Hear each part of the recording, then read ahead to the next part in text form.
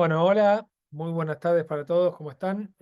Mi nombre es Diego Martínez Bursaco, para quienes no me conocen, soy el Country Head acá de Indio, Argentina, junto al equipo acá de Research, tanto la parte onshore y offshore, los chicos Nahue, Nati y Segundo. Nada, decidimos hacer este call un poco fuera de lo que es el cronograma habitual de las charlas de los lunes, porque la situación desde nuestro punto de vista lo meritaba, un poco para dar update de las cosas. Y también para que ustedes puedan tener un lugar y un espacio para hacernos preguntas de lo que quieran, sobre todo después de que los chicos hagan esta presentación del Asset Allocation, de cómo cambia o no nuestras tesis de inversión y qué estamos viendo, lógicamente. No pretendemos hacer de esto una adivinanza sobre dónde está el piso del mercado, ni cuándo va a terminar esta volatilidad. Si bien hoy tuvimos alguna noticia auspiciosa en el margen, que ahora los chicos seguramente van a comentar, la idea central es nada, poder estar dando nuestra visión, ser contenedor y comprensivos de la situación y obviamente de vuelta que ustedes puedan evacuar todas las dudas que tengan al respecto sobre el panorama actual de los mercados, que así como tienen mucha volatilidad y mucho riesgo y mucha caída, también son oportunidades, digamos, ¿no? Porque hay oportunidades en activos que tienen buenos fundamentos, con buenas perspectivas y siempre manejando una tesis central de que esto en algún momento va a llegar a cierta racionalidad para que se sienten en la mesa de negociación quienes deban sentarse y acordar algo que no implique un crash. Que hasta ahora fue un crash más financiero, pero que derive rápidamente en la economía global. Así que, sin más, yo les dejo el turno a Nati, a Nahue y a Según para que den su view y después feliz de contestar cualquier pregunta que tengan al respecto. Así que, bueno, espero que puedan disfrutar la charla. Perfecto, buenísimo. Bueno, gracias, Doa, por la intro.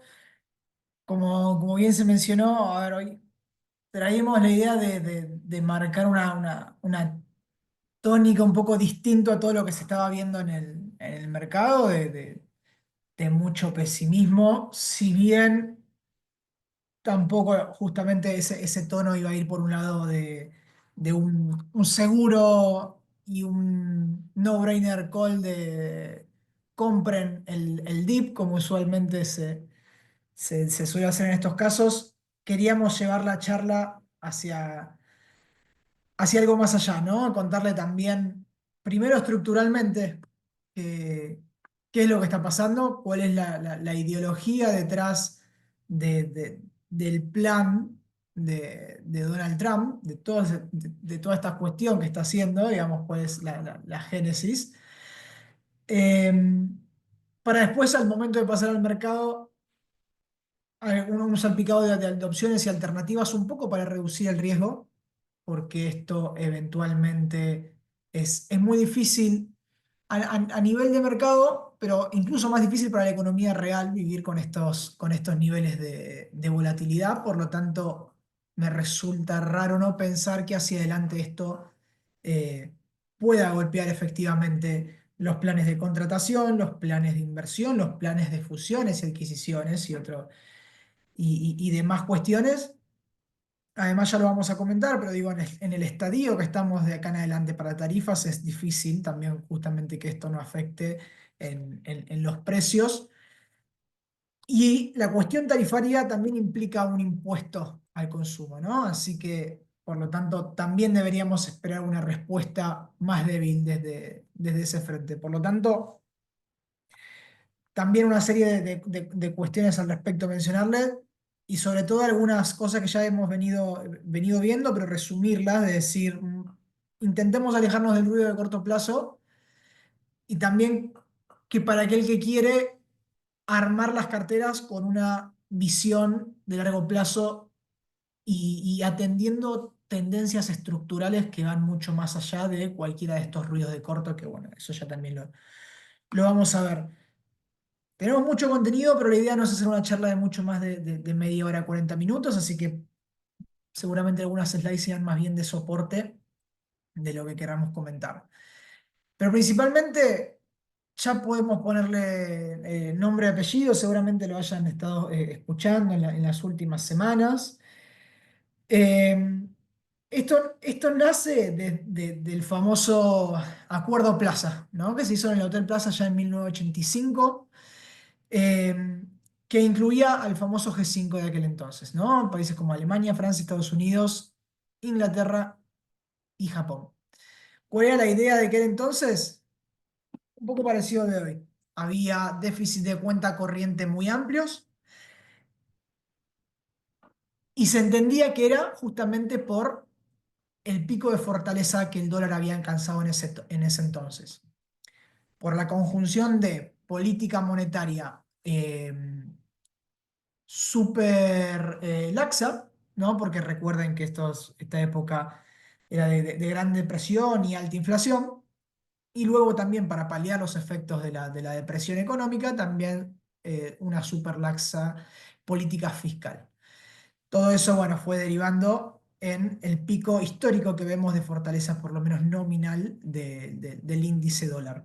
El acuerdo requería que todas estas cinco naciones se pusieran justamente de acuerdo para debilitar, ¿no? E intervenir en el tipo de cambio, fortalecer sus propias monedas, logrando debilitar el dólar estadounidense. Como vemos, este acuerdo se logró, se pudo reducir el déficit de la cuenta corriente desde ese momento. Y de acá la génesis, ¿no? De lo que es el nuevo acuerdo hacia adelante, que ahora se llama, o se intenta llamar, Mar-a-Lago, ¿sí? Donde Stephen Mirán y Peter Navarro, dos asesores claves del presidente Donald Trump en cuestiones comerciales, han estado diseñando, que incluso lo habían hecho, ya tenían las bases desde el 2018, lógicamente, y como ya sabemos, no lo han podido plantear. ¿En qué se basa? Reducir los déficits gemelos. También recordemos que hoy el déficit de la cuenta corriente lo tenemos también en niveles de casi el 4% del PBI, con un déficit del tesoro del 7,2%, que ya lo hemos venido hablando largo y tendido en anteriores presentaciones, pero esto implica un récord histórico en un periodo no recesivo, ¿sí? Para la economía de Estados Unidos. El equipo entiende que el principal enemigo de estos déficits gemelos es el déficit, por lo menos el de cuenta corriente o el de la balanza comercial. ¿Son los déficits fiscales? No, es el dólar. ¿Sí? Es el dólar como reserva de valor hacia los otros países, ¿no? Y esto mismo es lo que dice Stephen Mirar en un artículo que sacó hace pocos días también, volviendo a poner en hoja y papel, ahora desde la Casa Blanca, ¿sí? Desde la propia página de la Casa Blanca, eh, cuáles son las intenciones hacia adelante y de qué trata este acuerdo de Mar-a-Lago, ¿no? Donde uno de esos es, como decíamos, debilitar el dólar. Que la fortaleza es, de estos últimos años, no hace falta que la comente, de todas maneras, sigue muy debajo, ya también lo veíamos acá en el primer gráfico, sigue muy debajo de lo que fueron los niveles de 1985, pero también se debe reconocer que son históricamente altos, ¿no?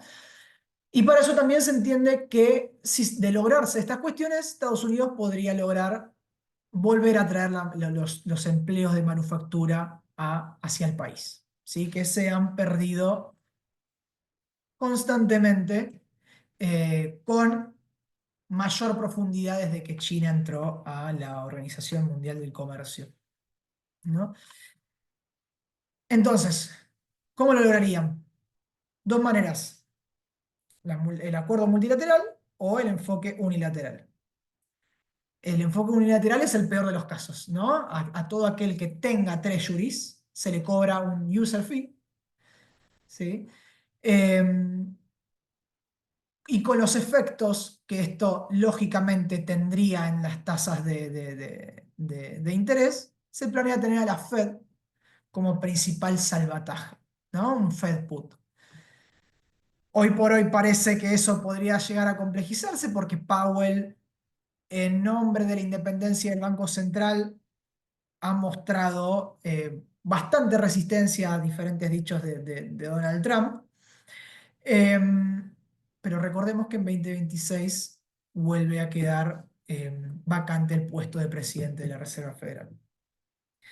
Ese sería el peor de los casos, digamos, ¿no? Como no solo se amenaza con estos user fees y tarifas, ¿sí? Sino también con reducir defensa, ¿sí? Con reducir ese salvataje en términos de defensa y acuerdos bélicos que tiene Estados Unidos con el resto de los países, que eso lo conforma el acuerdo multilateral, ¿no?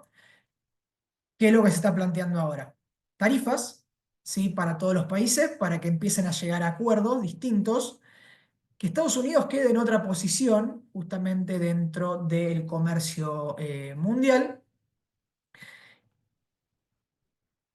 que eso sea el arma de amenaza, que el objetivo para debilitar el dólar entonces sea vender treasuries o bien canjear bonos cupón cero a 100 años, ¿no? Y los principales aliados o que debería de tener aliados tendrían que ser Japón, China y la eurozona, básicamente porque son los principales tenedores extranjeros de treasuries, ¿sí? Japón, China, que ha estado reduciendo constantemente año tras año eh, su posición de treasuries, por eso hoy ocupa ese segundo puesto, casi siendo superado por el Reino Unido, pero aún estamos hablando de 761 billones de dólares en treasuries. Y la eurozona en su conjunto es el mayor holder extranjero, ¿no? Entonces tendría que tener a esas tres regiones, dos países y la región de la eurozona como aliados. Como es difícil llegar a un acuerdo de esas magnitudes, las tarifas y menor protección son, eh, son digamos, con lo que amenazaría para poder llegar a esos acuerdos. Bien, un poco ese es el background conceptual, ¿no? De lo que está atrás. Después podemos empezar otros debates de si es correcto, si está bien plantear que es el dólar el principal responsable de la caída de la manufactura. También podemos, o, o los fuertes déficits de la balanza comercial. También podemos ver el caso de Alemania, si se quiere, que tiene superávit comerciales hace años y también vio reducirse el empleo en manufactura como porcentaje del empleo total durante muchos años. Y podemos empezar otro tipo de discusiones, etcétera. Por lo pronto, lo que sí tenemos seguro es que la idea es que el dólar caiga, se reduzca su valor, ¿no? Por el momento no lo está logrando con la fortaleza que entiende o que quisiera. Y todo esto, bueno, un poco, acá fuimos resumiendo lo que venía haciendo hasta ahora, ¿no? Para poner en perspectiva cuál iba a ser la tasa tarifaria, si lo veíamos incluso eh, desde históricamente hacia atrás, para poder poner en perspectiva de qué niveles estábamos hablando, de tensión comercial hacia adelante y por qué la incertidumbre. Acá algunos impactos, ¿no? No solo sobre la inflación, sino también sobre el producto.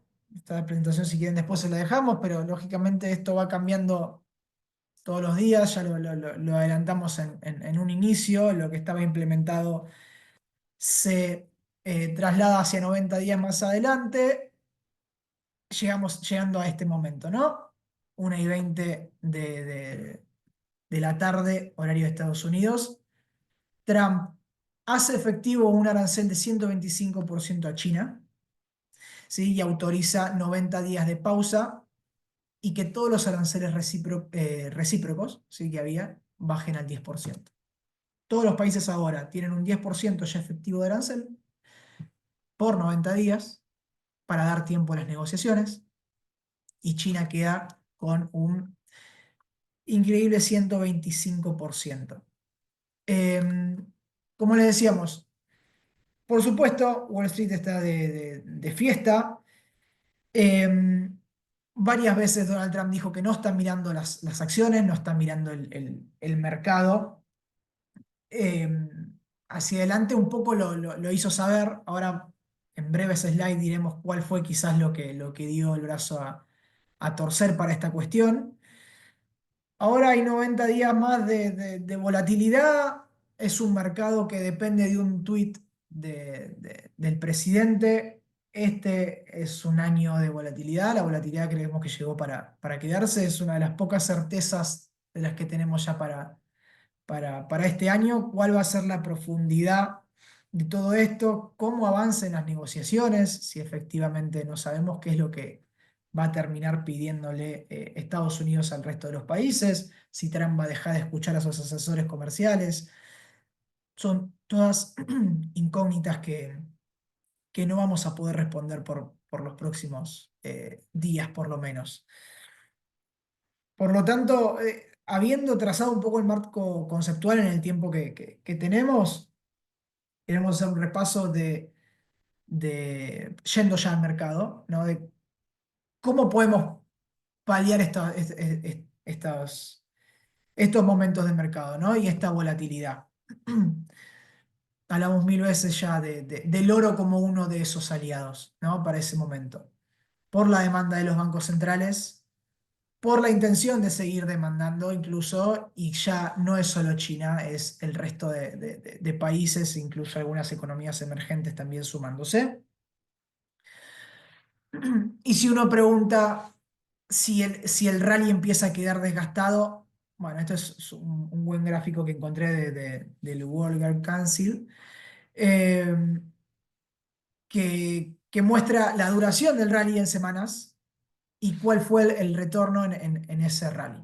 Sí, en ese rally evidenciado. Todavía estamos muy debajo de niveles como 2011, muy debajo de niveles como 2020 incluso. Em, por lo tanto, sin intentar adivinar un precio final del oro, porque no lo sabemos ni tampoco esa es la intención, ¿no? El oro lo estamos mencionando y lo entendemos como un activo que nos va a llevar em, a poder hedgearnos de toda esta volatilidad. No solo como activo de refugio, sino también por lo que hablamos antes, ¿no? Si estamos intentando que el dólar caiga de valor, si estamos hablando de un déficit fiscal muy amplio que depende de la demanda, no solo interna, sino también de la demanda extranjera, todas estas cuestiones empiezan a poner un poco no sé si tanto diría como en jaque, sino a poner algunos temores, algunos puntos a atender hacia la moneda de reserva de valor mundial, ¿no? Como lo es el dólar. Entonces, y siendo que ni China ni Europa han logrado poner a su moneda como sustituto cercano siquiera a lo que es el dólar de Estados Unidos. Así que seguimos viendo al oro como nuestro principal aliado para poder hedgear, para poder descorrelacionar, no solo no tanto por el equity, sino bien por los bonos, como lo hemos venido mencionando y por estas cuestiones que definimos recién. Luego puede pasarles también que tengan clientes que estas cuestiones los hayan dejado paralizados, quieran asentarse en cash hasta poder tener un poco más de claridad hacia adelante. No serían los únicos, digamos, el nivel de cash en fondos de money market ha venido estacionándose sin parar desde el comienzo o lo peor de la inflación, por las altas tasas que hemos tenido en Estados Unidos. Así que recordarles, ¿no? Un par de cuestiones. Acá tenemos bueno, algunos fondos de money market, sí, para también reducir algunos riesgos en la cartera, de así quererlo. Tres cuestiones. Por un lado, fondos money market común, ¿sí? Como el JP Morgan, ¿sí? Que tiene un trailer fee del 0,2% y se acerca bastante a, esto ya es neto, recuerden, a lo que es el rendimiento del benchmark, ¿no? Treasury bills de 1 a 3 meses.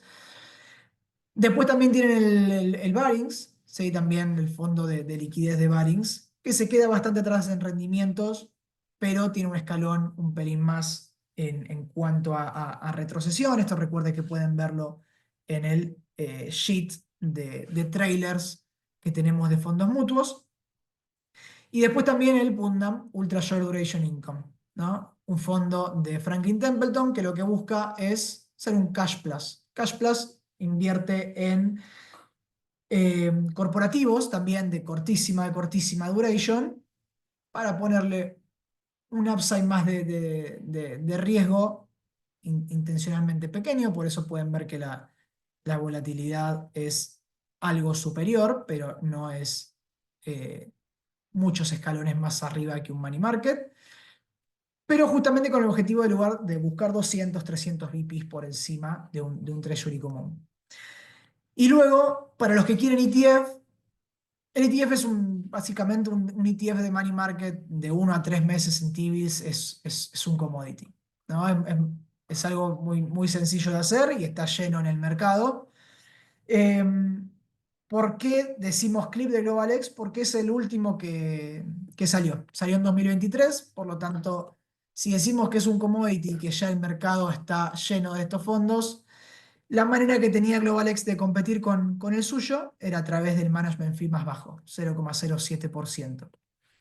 Así que también para que lo tengan en consideración. Si también quieren reducir riesgos, pueden hacerlo a través de fondos de bonos, ¿no? Acá ponemos algunos nombres, si quieren hacerlo en bonos del gobierno de Estados Unidos, si quieren con el MFS, o si también con el MFS quieren una combinación de treasuries con corporativos, con el Limited Maturity, si quieren ir a un fondo bien de gestión activa, pero investment grade como el Strategic Income. De todas maneras mostramos que todo ha sufrido, o nuestro fondo de crédito como el yo, el Global Credit Income también para considerarlo, o el fondo de Morgan Stanley de Global Fund, que lo que hace es intentar traquear o sacarle algún alfa al Global Aggregate, ¿sí? Principalmente de bonos del Tesoro, para diversificar también fuera de Estados Unidos, ¿no? Si vamos a un mundo donde vamos a hablar de desaceleración de actividad global, las tasas probablemente tengan un camino a la baja en el resto de los países. Esto era un grandísimo tema hasta hace unas horas. Ahora, a partir de ahora, seguramente todos dejemos o probablemente todos dejemos de escuchar de esto. Venía, esta es la razón, si quieren, que más me hacía sentido. eh, por el fuerte aumento de las yields, ¿sí? Si caía fuerte el equity como estaba cayendo, ¿por qué la tasa de los treasuries explotaba al alza, incluso cómodamente por encima de lo que fue la reducción de las mismas desde el Liberation Day?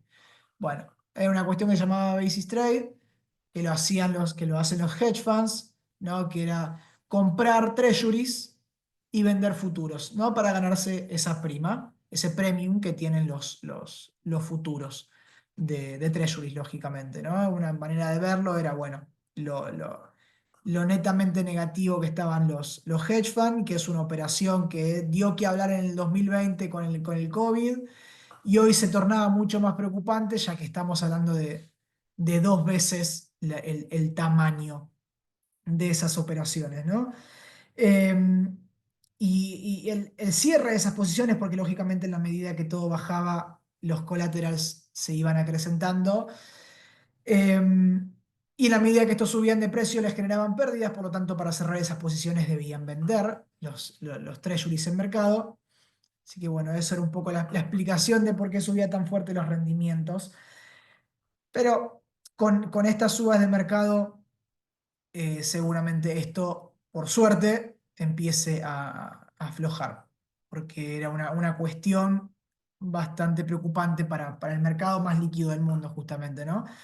Y antes de dar el paso a Nati, con esto quería cerrar, y era un poco la tónica, si se quiere, de este call hasta hace unas horas antes, que es: hay estrategias para reducir el riesgo, se puede pasar más a cash, se puede tener bonos, eh, pero como ya dijimos incluso en la intro del call del lunes pasado, desalentamos las ventas de pánico, de emergencia, porque estas cuestiones nos van a llevar a una multipolaridad, ¿no? En el mundo. Vamos a tener toda una reconstrucción de las relaciones comerciales, ya lo hemos venido comentando, no nos queremos repetir en estas cosas.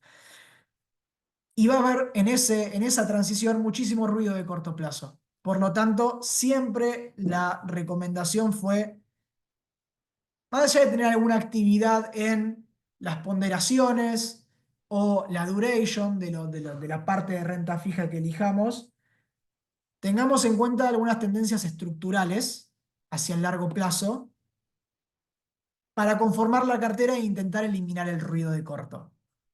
Intentar eliminarlo, ¿no? Por supuesto, estas cuestiones así eh, tornan un poco complejas, sobre todo esta cuestión, que es lo que le decíamos hace un rato, esta cuestión de la tasa de 30 años llegando a tocar el 5% de rendimiento, fue lo que le dio el brazo a torcer, entiendo, a Trump para este mediodía hacer lo que hizo y el anuncio que dio.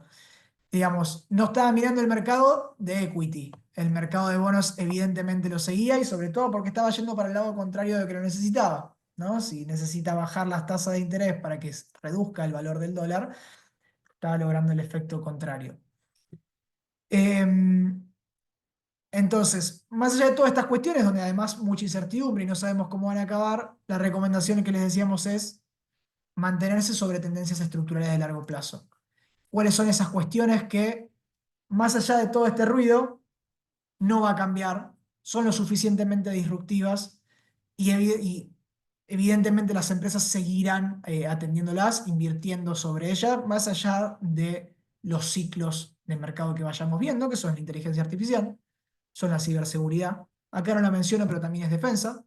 Si el plano o la amenaza es dejar de defender a los países, la defensa en todos los países, aumentarla también onshore, va a ser clave para intentar alejar esa dependencia y que deje de ser una amenaza posible.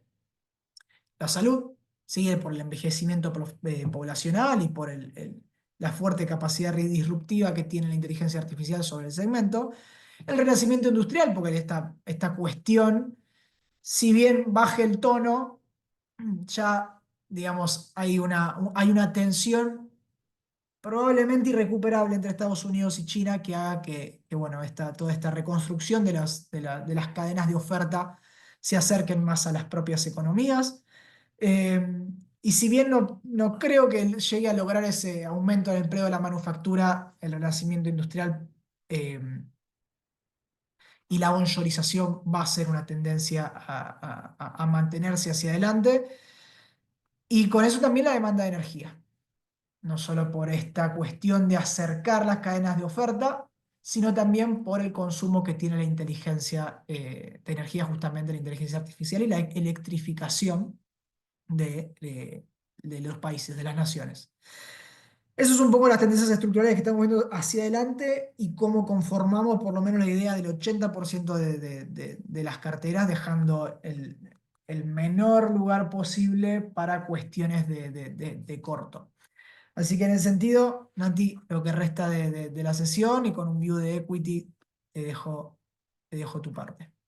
Muchas gracias, Nao. Creo que tengo yo ya el control de la presentación, ¿puede ser? ¿Verdad? Perfecto. ¿Puede ser? Sí, ¿no? Sí. Sí, sí. Bueno, vamos a repasar en primera instancia y después ya de la introducción bastante detallada que hizo Nao y sabiendo dónde estamos ahora parados, cómo quedó. Vamos a hacer un doble clic en cómo viene el equity, no solamente de Estados Unidos, sino cómo reacciona el mundo a todo lo que pasó year to day, a todo lo que pasó después del Liberty Day y obviamente todo lo que pasó hoy.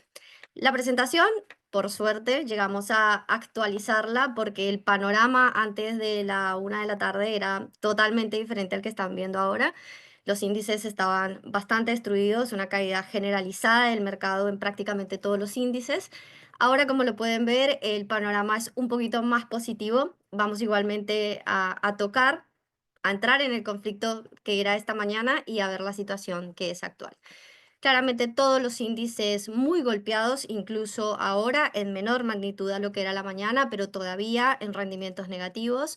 El Nasdaq es más golpeado. Vamos a ver cuando hablemos un poco más de las tecnológicas en detalle por qué se pudo dar esto. El S&P 500 todavía hasta el cierre de mercado casi un 9% negativo. El Nasdaq un 100% negativo. Mercados emergentes, el Dow Jones, todos presentando bajas. China igualmente, un poco menos golpeado que lo que es Estados Unidos, pero también bastante golpeado. Acá podemos ver lo que es Latinoamérica y lo que es Europa. En todo este tiempo que ha pasado desde el inicio del año, Europa y Latinoamérica, como todos lo sabrán, venían siendo el impulso del mercado, ¿no? En las últimas semanas, igualmente, cuando hay un dicho que dice que cuando Estados Unidos estornuda, el resto del mundo se contagia. Y claramente llegamos a ese punto. Las ganancias que había tenido Europa fueron casi borradas de inmediato en cuestión de días.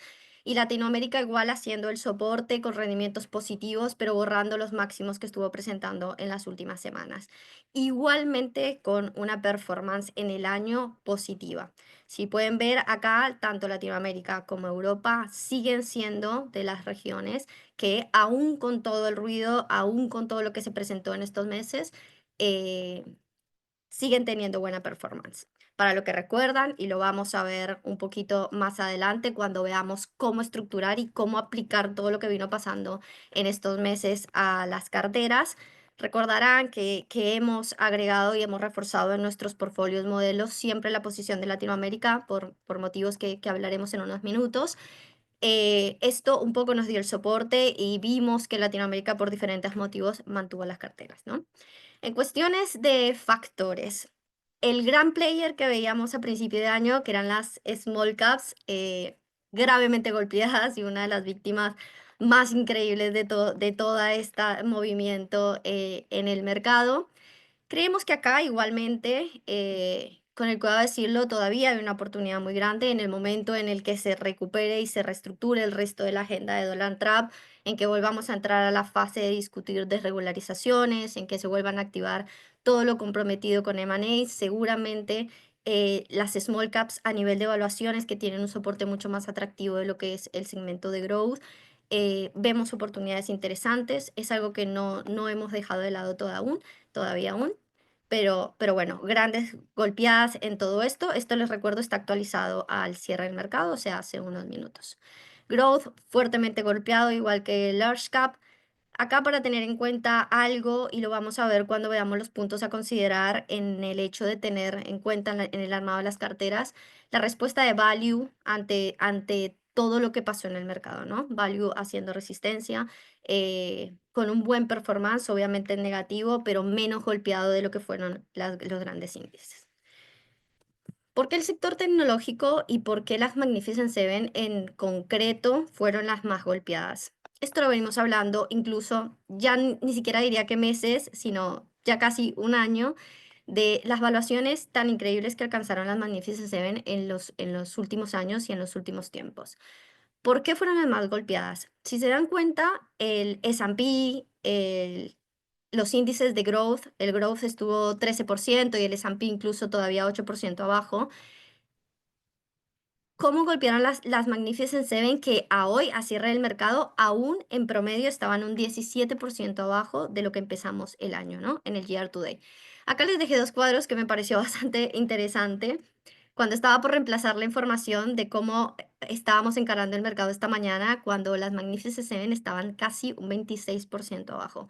Aquí pueden ver cómo es la transición de, como lo decía Nau, el mercado se está moviendo absolutamente por un tweet y por una decisión, y cómo en cuestión de horas hubo un 10% de diferencia en el promedio de las Magnificent Sevens. Claramente lo vimos en el mercado, la euforia por entrar en estas empresas. Acá algo a tener en cuenta muy importante, no son empresas que estén baratas, no nos están regalando estas empresas, son empresas que siguen con valuaciones extremadamente altas, aún incluso después de la corrección. Claramente se abrió una ventana de oportunidad para entrar a ellas, que espero que muchos la hayan aprovechado. Nosotros tenemos como un video de la casa preferencias que creo que se las hemos contado en algún momento. En el cuadro de abajo, el segundo cuadro es al cierre del mercado. Nos gusta mucho Google, esto lo vamos a tocar muy por encima. Amazon por toda su parte estructural, su parte de negocio, su poca exposición al extranjero. Y en tercer lugar, obviamente Nvidia por todo lo que representa en la construcción del negocio de inteligencia artificial, ¿sí? Si lo veíamos como oportunidad, eran las tres empresas que corrigieron y que realmente había una oportunidad y abría una ventana para poder ingresar a ellas, ¿no?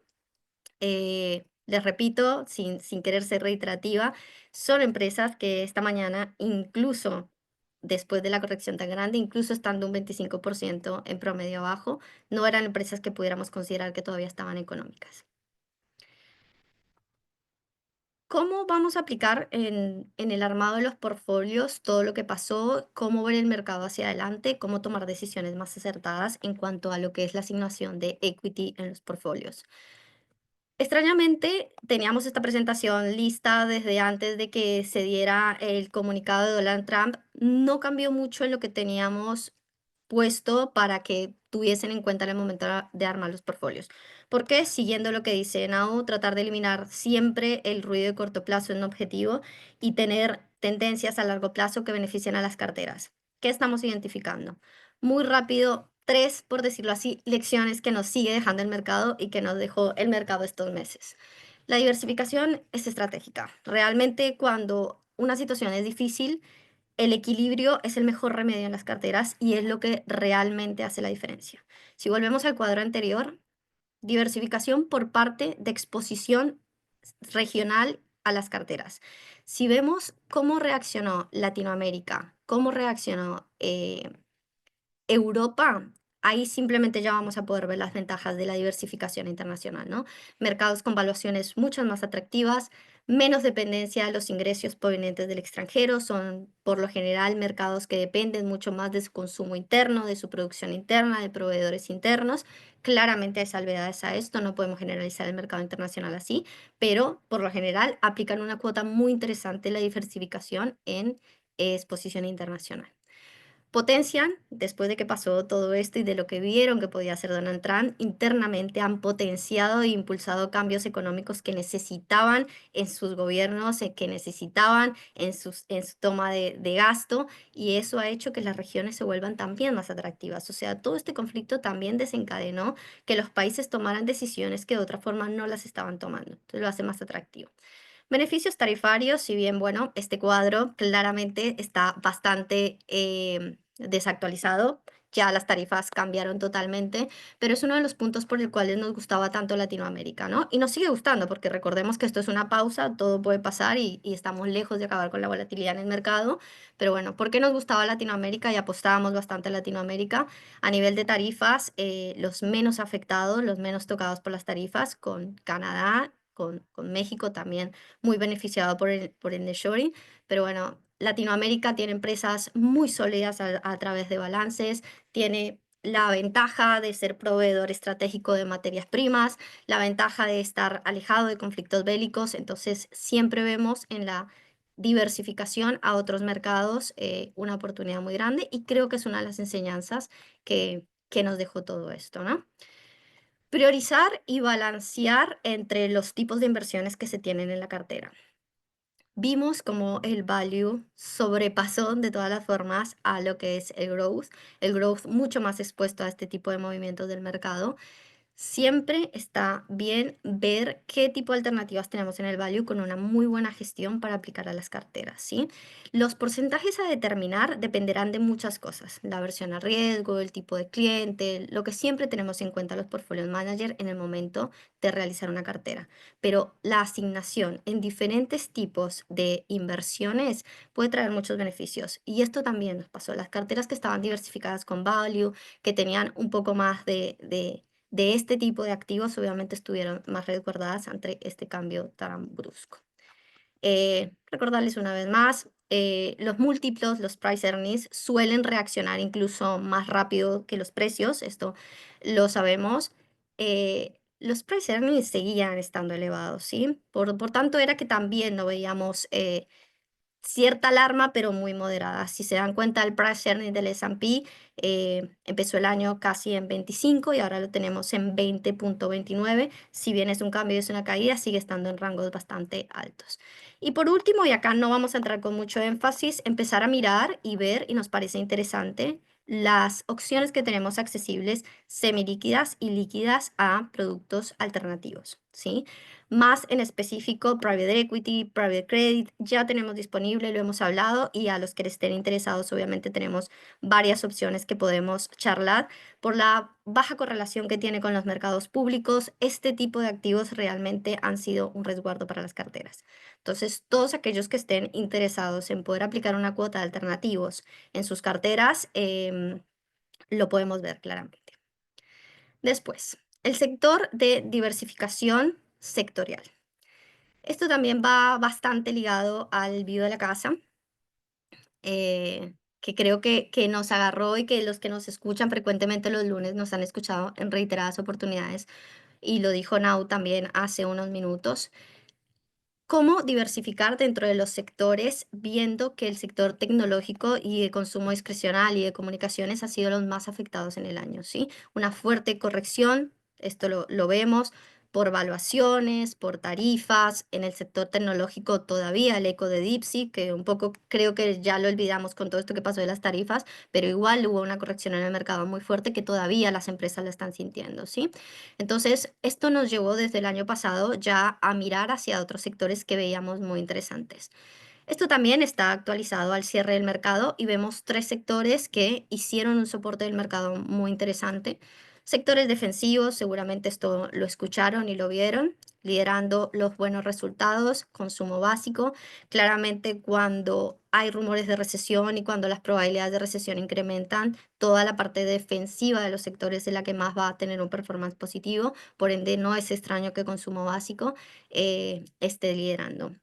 El sector de salud, lo dijo Nau, y esto también va muy en cuenta con el view de la casa. Tenemos un view muy positivo hacia lo que es salud, hacia la implementación de tecnología en salud, hacia todo lo que es el envejecimiento de la población. Los que estuvieron siguiendo las noticias vieron que el lunes el porcentaje asignado a los programas de Medicare fue casi el doble de lo que se preveía, una muy buena noticia para las aseguradoras y para el sector de salud en general en los Estados Unidos. Y por último, y quizás el que más nos han escuchado y en el que más hacemos énfasis, el sector de utilities. Todo lo relacionado a infraestructura, todo lo relacionado a servicios públicos en los Estados Unidos, ¿sí? Porque activos reales con muy baja correlación con mercados públicos, entre los tres sectores con mejor performance del Year to Date, si lo ven en el gráfico, son los tres que están seleccionados en el círculo. Históricamente, un sector residente a todo lo que son entornos recesivos y un muy buen vehículo de cobertura contra la inflación, ¿sí? El traslado eficiente de los costos al consumidor en lo que son servicios.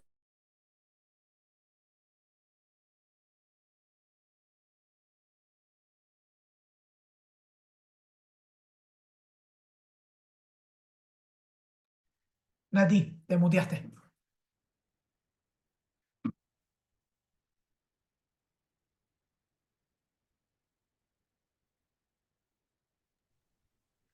Hola, Ahí está, te habías ¿me muteado, Nati. escucha? Ah, ok, no sé por qué no me escuchaba.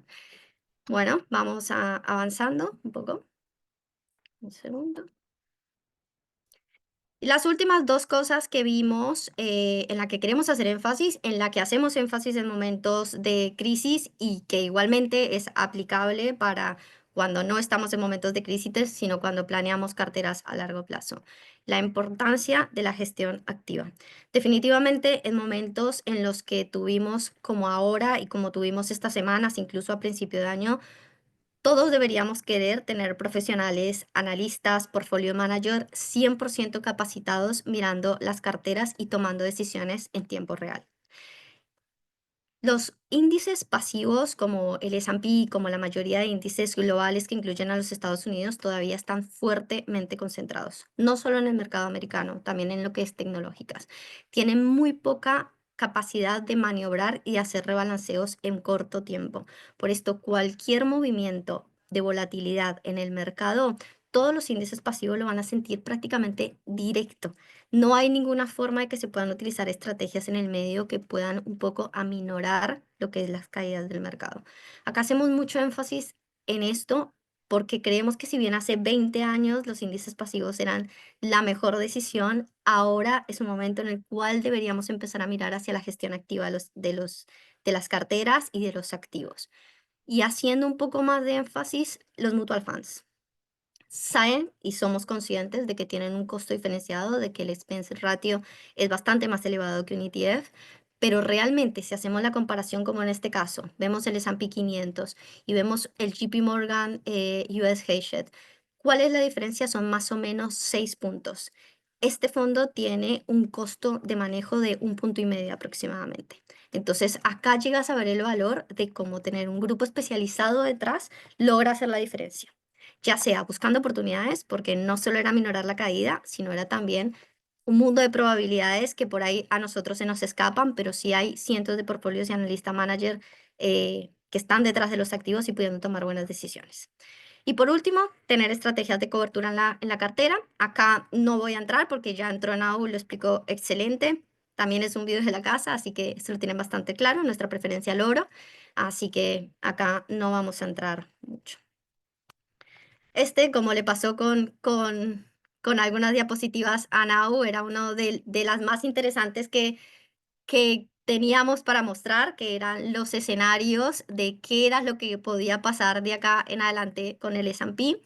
El mercado cambió tan rápido que incluso modificando este cuadro a las 12 del mediodía, ya igualmente el que dice actual no es el actual. Para explicárselo, sí les los explico muy rápido porque igualmente es muy interesante. En la parte izquierda de sus pantallas ven los price earning, cómo empezamos a principio de año, el promedio de los 5 años, el actual, que ahora el actual está un poco más de 19, estamos cerca de 20,26 de price earnings por lo que miré hace un ratito. El average de los 10 años, el average de los 30 años y el promedio de lo que se considera recesivo, que es un price earning para el S&P de 13 veces, ¿no? Acá vemos 3 escenarios diferentes y les voy a mostrar dónde estamos y cuál era el peor de los escenarios al que podíamos ir. Un escenario de crecimiento que era el consenso de Bloomberg, que es un crecimiento del S&P aproximado del 9%. ¿Dónde estamos ahora? Estamos exactamente arriba de donde dice actual. Así se movió el mercado. O sea, tan brusco fue el movimiento del mercado que igual en los escenarios nos movió un poco hacia arriba.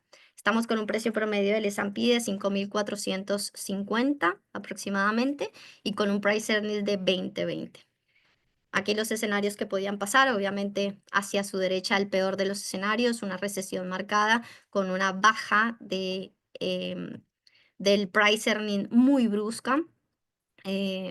Así que bueno, ahora un poco ha perdido protagonismo. Recordemos que no es que esto terminó, no es que la volatilidad pasó. Obviamente estos escenarios tenemos que seguirlos teniendo en la cabeza porque en algún momento podríamos volver a hablar de esto de nuevo.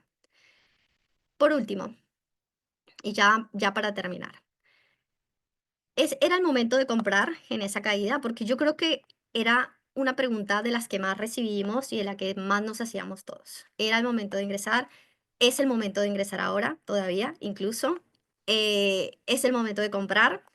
Hubo una fuerte corrección en el mercado y como lo vimos en la primera diapositiva, todavía seguimos en términos negativos de cómo se empezó el año. Dar una certeza de si vuelve a caer el mercado, si vuelve a pasar lo que ya vivimos o no, si era momento y no la perdimos, si nos quedamos afuera los que no entraron, son preguntas claramente muy difíciles de responder. Ustedes sabrán, el mercado da vueltas, como lo vimos incluso en la presentación, en cuestión de minutos. Sí podemos analizar la historia y ver qué es lo que pasa en los momentos de volatilidad extrema y cómo sigue para adelante, qué pasa en las proyecciones cuando uno entra en momentos de volatilidad. Este es el movimiento del VIX, seguramente la mayoría de ustedes lo conocen. El VIX es el índice de volatilidad de corto plazo del S&P 500, ¿sí? Históricamente, cuando toca los 50 puntos, que esto pasó el lunes, es un nivel de nerviosismo en el mercado extremo, ¿sí? Si se dan cuenta, estas subidas pasan en recesiones, que son los cuadros grises, y la última vez que pasó fue en el 2020. ¿sí? Por lo tanto, sí que hubo un nivel de preocupación extrema y por más de que en el mercado la mayoría hablábamos y rumoreábamos que esto se iba a llevar a un acuerdo con Donald Trump, obviamente hubo un momento de nerviosismo extremo. Esta es la última diapositiva y es el cuadro bastante interesante de qué pasa cuando se ingresa al mercado y cuando se compra el S&P 500 en momentos de volatilidad tan grande que superan los 50 puntos. Como ven, en el primer gráfico dice, si yo ingreso en un día en que el VIX está por encima de los 50 puntos, a corto plazo es muy probable que yo no vea resultados positivos. Solamente hay un 35% de probabilidades en 3 meses de que yo tenga un buen resultado. Si yo entro en cualquier otro día al S&P 500 que no sea un día de volatilidad tan extrema, va a haber un 63% de posibilidades que en 3 meses yo tenga buenos resultados. Vamos viendo qué va pasando con el tiempo. Y acá es mucho lo que decía Now. Tendencias siempre a largo plazo, incluso ingresando en momentos de extrema volatilidad o ingresando en un momento normal del mercado. ¿Sí? ¿Qué pasa a los 6 meses? Casi se igualan las posibilidades de que yo tenga buenos rendimientos entrando en un día en el que tuve un índice de volatilidad tan extremo a un día normal. Si lo ven a largo plazo, y ahí es donde decimos que el tiempo siempre termina siendo nuestro aliado y que a largo plazo es muy difícil tener resultados negativos, al año la probabilidad de que tengas resultados positivos entrando en un día de extrema volatilidad es el 99% versus a un día normal de 69%. Claramente sabemos que la volatilidad de acá en adelante va a seguir estando, esto no terminó ni mucho menos.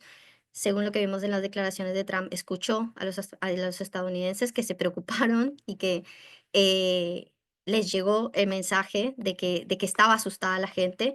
Claramente sabemos que Trump también piensa en las encuestas, todavía no hemos visto mucho en el mercado que se hable de los índices de popularidad de Trump, pero sabemos que los votantes norteamericanos y que los ahorristas, que sabrán, los estadounidenses tienen una cultura del ahorro, ya sea en equity directo o a través de fondos de pensiones muy grandes, entonces estaban muy extremadamente afectados con esta caída del mercado.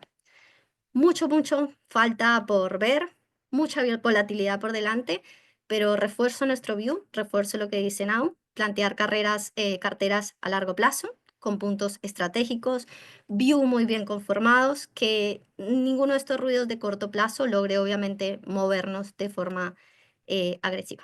Cualquier consulta, ya saben, a disposición. Perfecto, Nati. Bueno, gracias por la presentación.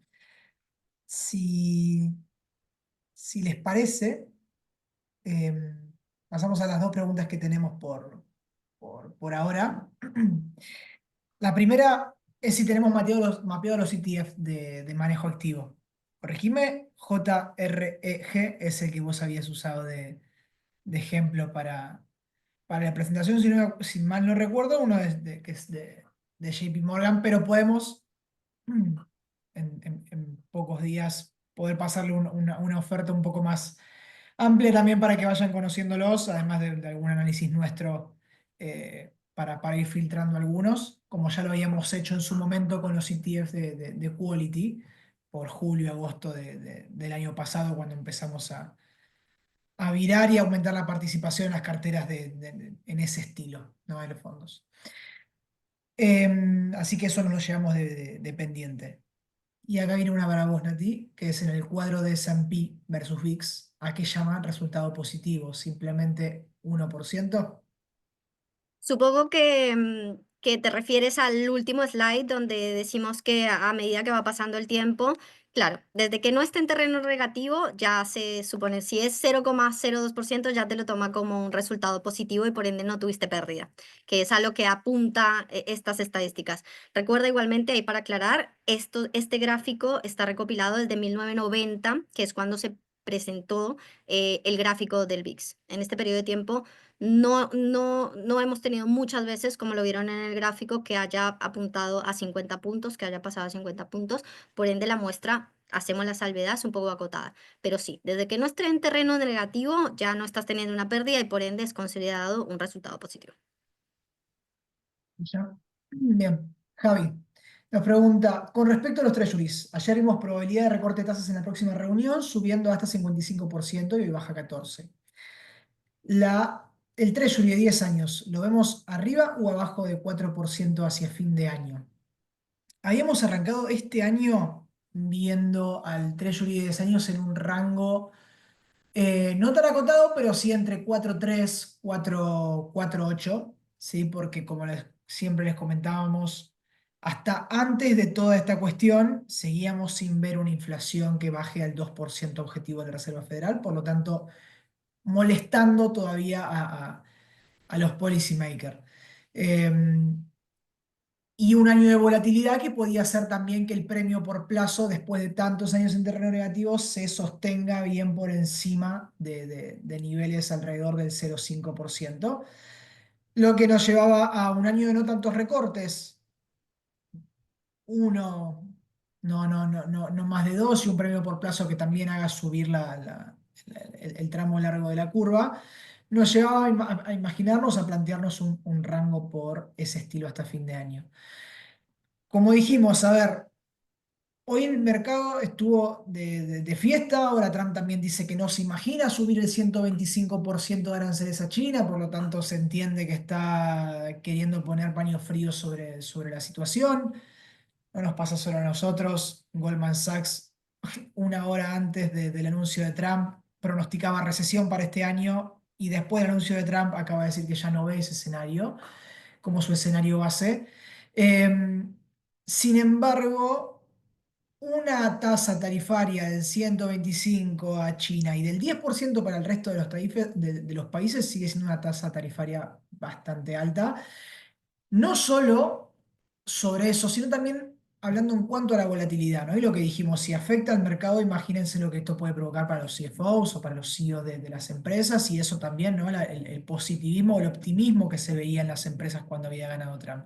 Entonces, dicho eso, el nivel de actividad que estaba, eh, que se entendía o que estaba pronosticado para este año, lo vemos en un escalón menor, ¿no? Si hablábamos de un 3%, virtualmente podemos tener incluso un trimestre negativo este primero, ¿no? Por todo el adelanto, por una balanza comercial muy negativa, por adelanto de importaciones.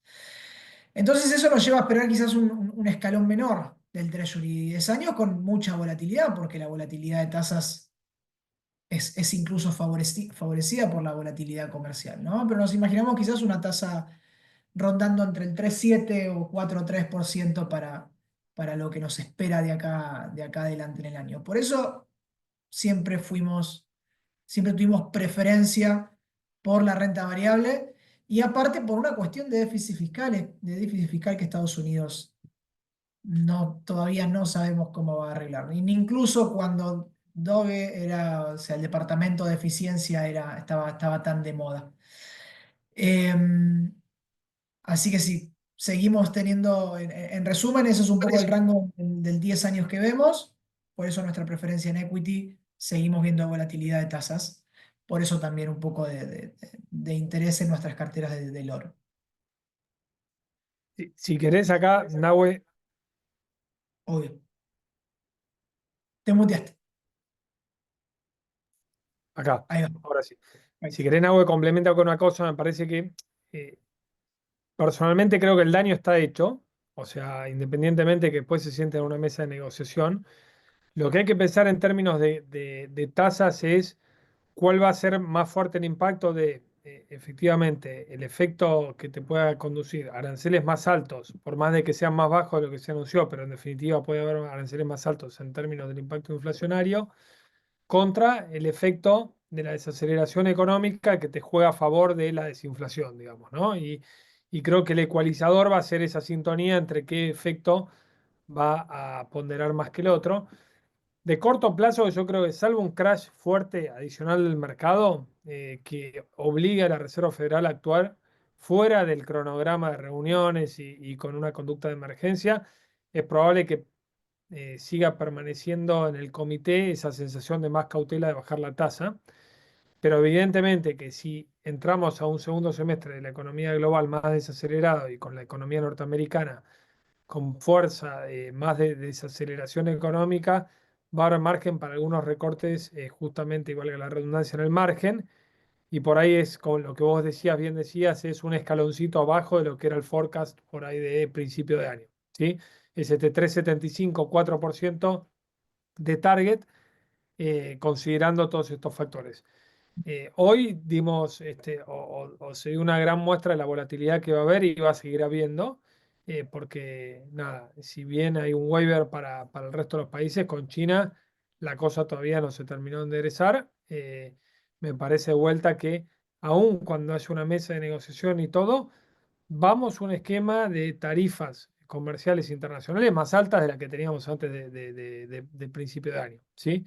Y eso obviamente es lo que vamos a tematizar y sintonizar con el crecimiento económico. Seguro. Bien. Nati, ya lo comentaste, entiendo, pero terminemos de dejarlo en claro para todos. El último slide. Los resultados corresponden a invertir en el índice S&P 500, ¿cierto? Así es, porque el VIX está ligado a la volatilidad de corto plazo del S&P 500, considerado el índice de mercado. Puntos. Luis nos pregunta, ¿la suba de los rendimientos de US Treasury fue por venta de los hedge funds?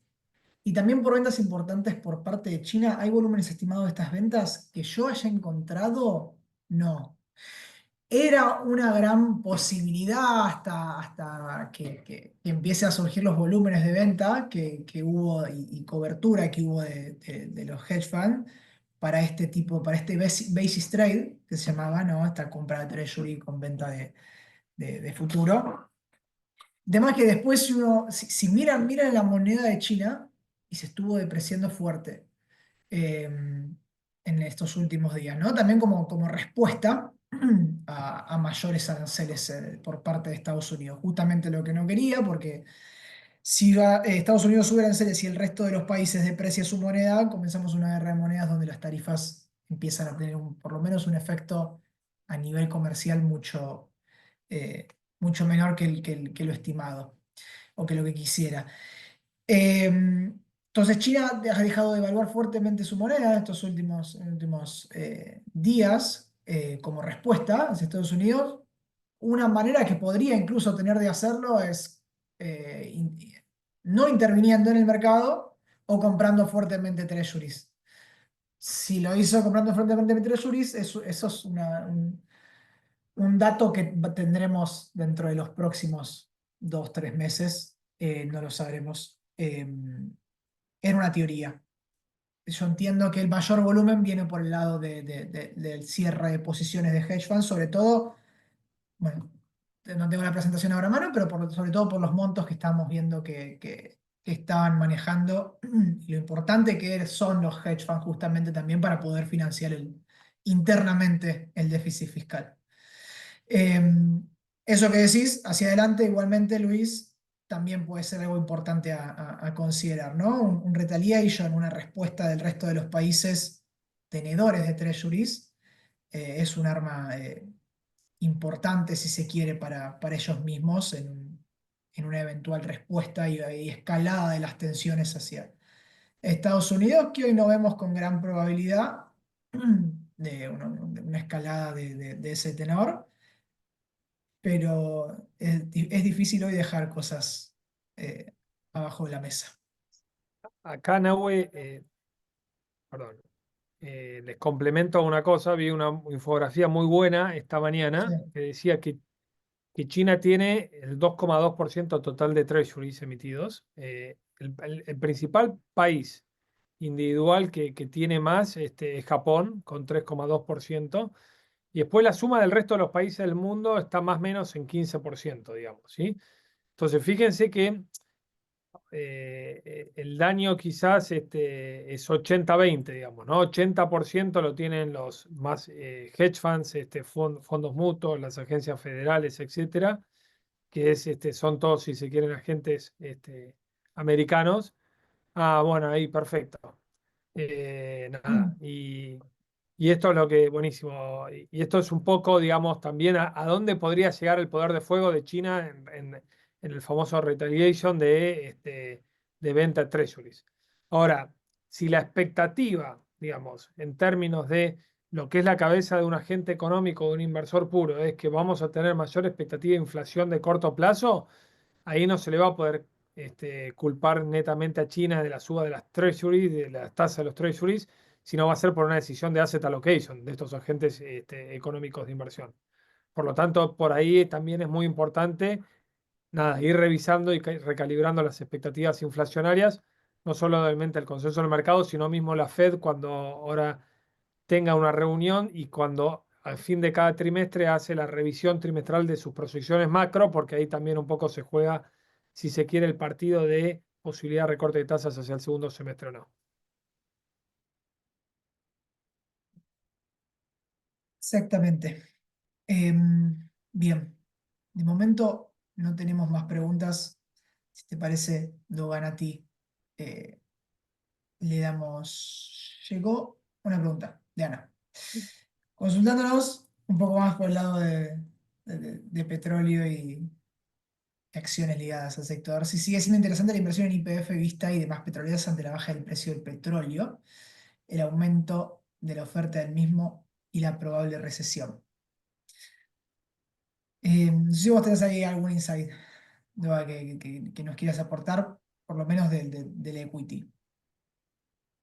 Sí, a ver, si quieren nos sigue gustando. A ver, en líneas generales, cuando hicimos los encuentros con los Investor Relations de todo lo que es el segmento de petróleo y gas en Argentina, más específicamente en Vaca Muerta, siempre se llegaba, digamos, a la misma conclusión de que Vaca Muerta es el lugar donde es más eficiente los costos de producción a nivel global, justamente en producción shale de petróleo y gas, y que hasta un nivel de $40 el barril sigue siendo rentable.